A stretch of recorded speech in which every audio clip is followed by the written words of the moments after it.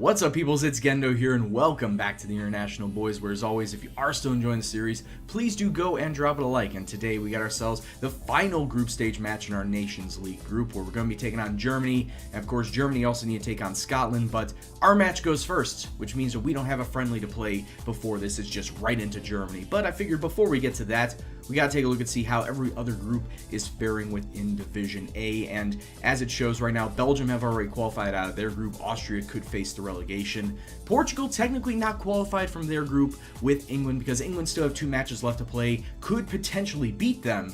And of course, it's due to either head-to-head or goal difference. I'm not quite sure. But yeah, England still has a chance that could possibly win that group. Wales, let's just say Wales is going to get relegated. France have already qualified out of their group. Czech Republic could potentially get relegated. And then, of course, Germany not fully qualified just yet. They still need to get there if they beat us. Basically, if they beat us, they're qualified. And then we just got to hope that Germany then beats Scotland for us to stay within Division A.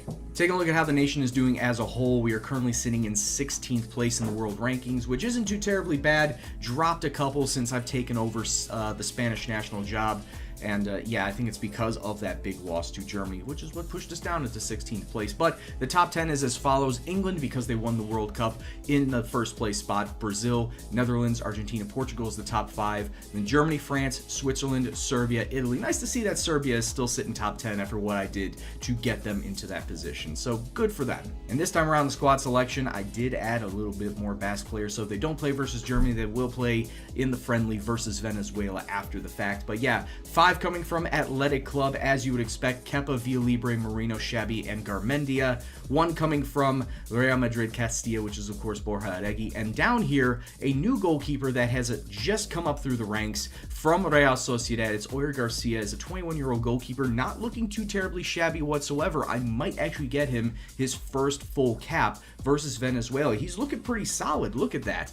15 for the reflexes, 13 for the one-on-ones. Yes, it still could use a little bit of work, but at 21 years old, he still has a lot of development time ahead of him as a goalkeeper, so I expect him to be the Spanish #1 in the near future. Of course, the same can be said for Jesus Navarro, who is just about the same stats as him, and we all saw what happened versus Scotland. But nonetheless, he's got a lot of time and development ahead of him, so it's not like he has to perform right away, though that would be nice. Right now, let's get into the match versus Germany, and it's going to be on home soil. I don't even remember exactly where the match is going to be taking place. Let's take a look. Ramon Sanchez Pizjuan, and I do not know exactly what stadium that is. It is Sevilla's home stadium. So we're taking them on at the Sevilla home stadium, and the lineup we're going to use is as follows. We want to try and come out and hit him in the mouth, which is probably not the best idea versus Germany, but I didn't stockpile any defensive mids, which is my fault. I didn't bring in Iñaki Garcia or anybody else that could play defensive mid primarily. So that's why we're going with this formation. 4-2-3-1, and the lineup's going to be as follows. Paul Lopez is going to be in between the sticks today. Bearin, Romero, Martinez, and Grimaldo will be the back line. We got Joselu and Saul as our 2 center mids. The attacking mids we got today, we got Triguero out on the right-hand side because I want to play Jorge Vidal and actually start him out on the left-hand side and just use the pace up and down the wings. And then right in the middle, we got Marco Asensio with, of course, Andres Esteve sitting up front. Yes, I'm keeping a lot of the Basque players on the bench, but it's against Germany. I need every single good player that I have to start and hopefully get the goals early. So that being said, let's go kick off, see what happens, and let's hope for a draw. Best case scenario, I'm hoping for a draw to at least continue to put the pressure on Germany if they do go and lose to Scotland. So let's go kick off and see what happens. Now, the media said that we're the favorites, and I get a little nervous whenever the media says we're the favorites, as that usually means that the team's probably going to play terribly. But Germany coming out in a 4-3-3, like the style that we play, and it's almost looking like the same lineup they used in the first matchup, the first meeting between them. We got Limbach up front, Brandon Sane out on the wings. They got Weissner and Apia in the middle, Pombo down in that defensive mid spot. Paslak out on the right. I think they did switch up the back 3. And, of course, Ter Stegen sitting in between the 6. So, yeah, it's pretty much the same lineup that we've seen. They're going to look to counterattack as much as possible because that's what I do with that formation. And hopefully, with this 4-2-3-1, like I said, hit him in the mouth, get him over the top, score some goals, get a win. There's definitely a lot to prove on this pitch. A lot of these players playing for spots that they could potentially get into the Euros, since that's only a year and a half away. If they play well, they're definitely going to make it in there. But if not, then I got to look to other places. And right now, the defense still looking a little leaky as Weissner is coming through. A good tackle from Berin from that right back spot, cutting inside. And that ball over the top. Was Limbach onside? They're saying he was. But, oh man, you cannot lose the ball in the middle of the park like that and allow them to counterattack very easily. And already it's not looking good for us as Vidal has picked up a twisted knee. He's going to have to come off. And I'm moving Triguero back over to the left-hand side. And Ontiveros is going to be out there on that right-hand side. He's not an inside forward. He needs to be as a winger. So we're going to do that. 19 minutes in, and already, because of an injury, I have to make my first sub. Corner kick coming inside for Germany. Top of the box, it's Limbach. He's cutting inside, takes a shot over the bar. What a rocket over the bar. Ontiveros with a corner kick on the other side, and that's so far away. That didn't really hit anybody in a red shirt, but we do get the ball back. Saul to Joselu, back to Saul, trying to find some space in between the German defense. Asensio to Joselu. He could turn and take a shot. Somebody take a shot. It was right there. Berin with a throw-in, but it goes directly to a German player. Oh, we get a interception. Triguero crosses it inside. Oh, it was a shot, not a cross. He should have crossed it in. There were red shirts on the far post. Ter Stegen wasn't going to be able to stop it if he did that.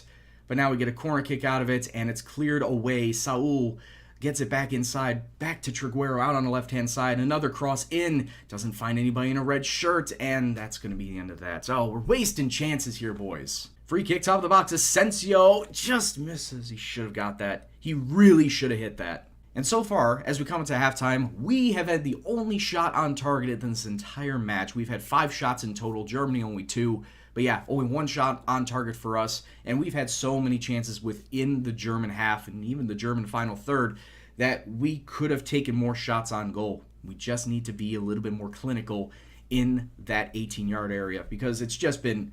It's nice to get into the area, but you need to finish your chances. And that's what I need to tell these guys. I like that you're getting it into the area, but you need to do better with your finishing. Also, the main man up front, Esteve, has not had the best of days. 6'3" average rating. Oh, it's a shot off the crossbar. Decent attack from that corner kick, and it's coming back inside. Triguero doesn't find anybody in a red shirt, and Germany clears it away. Nice attacking chances. Another corner kick. Marco Asensio taking it inside, and it's cleared away by Paslak. Joselu finds Asensio back inside, just putting a decent cross, and once again, can't find anybody in a red shirt. Germany now coming on an attack of their own, a rare attack that they've had all game. Limbach coming forward and skies it over the bar. Very lucky there. He just kept crossing and crossing. But we have had Germany on the ropes for the majority of this match, shot-wise, keeping it within their half. Possession-wise, not so much, but we need to do better with our chances. Force Ter Stegen into making a mistake. So with about 22 minutes left to go, I'm going to sub on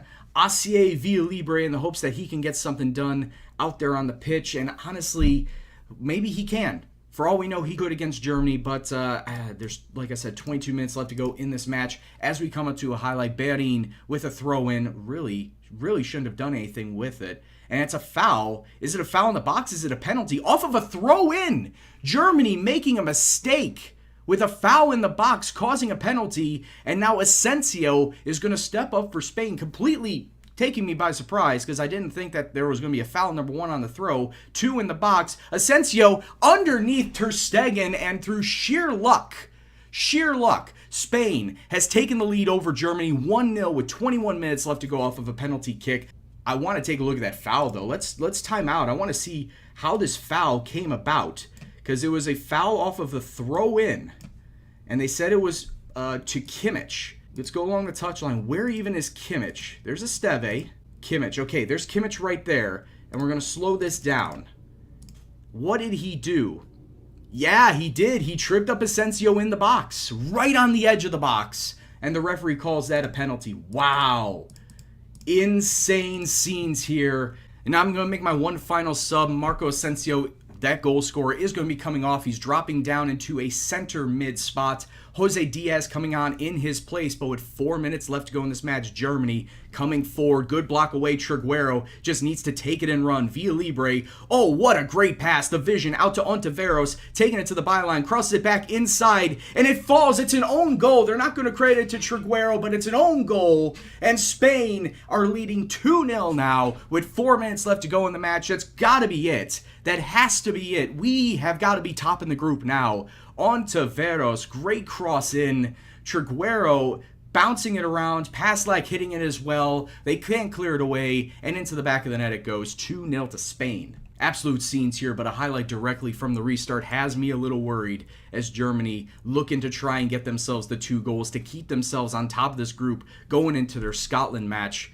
As they're moving it around, Paslak on the right side, gets it inside. Limbach off the crossbar. Lenz taking a shot, but Pau Lopez there with the save. Limbach's got to be kicking himself for just powering it off the crossbar. Could have gotten Germany back into this match with a lifeline, but now with only 40 seconds left to go, the best they can get is probably a consolation goal. And with the way Germany is playing right now, they might not even get that consolation goal. What a horrible pass, backheeled to Grimaldo, who then just clears it away. Triguero out there on the wing side. As the time is ticking down, referee about to blow his full-time whistle. There it is, Spain 2-0 over Germany to top the group right now. And it all hinges on how Germany do versus Scotland. I'm very, very happy that not only were we able to get the win, but get the shutout as well. And now, our goal difference is actually pretty weak.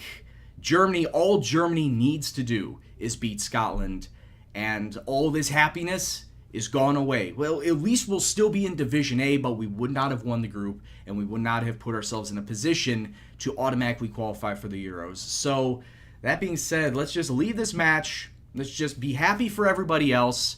Let's get through our friendly, and then take a look and see how exactly the Nations League group will end up.